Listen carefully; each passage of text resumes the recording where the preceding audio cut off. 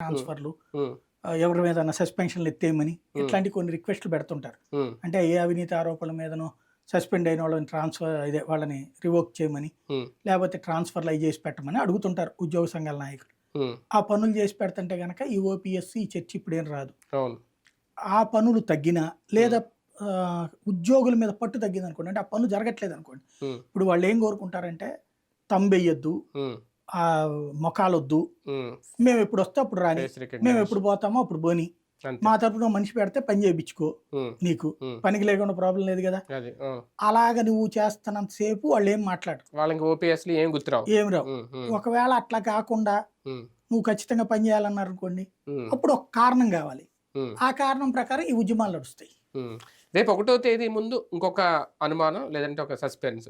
అసలు వాలంటీర్లు మళ్ళీ రంగంలో దింపుతారా? అసలు వాలంటీర్ గురించి మాట్లాడట్లేదు, వాళ్ళని ఉపయోగించుకుంటారా? ఇంక ఈ 1వ తారీఖుతో క్లారిటీ వచ్చేస్తుందా? వారానికి ఒకసారి డోల బాల వీరాంజనేయ స్వామి గారు స్టేట్మెంట్ ఇస్తారు, వాలంటీర్లు మేము తీయలేదని. అవును. క్రిందటి నెల వాళ్ళకి జీతాలు అయితే పడలేదు. ఉమ్, నేను కనుక్కున్నాను 2, 3 వాలంటీర్లకి ఉమ్. జీతాలు అయితే పడలేదు. పర్లేదు. ఆ పెంచుతానన్న 10,000 గురించి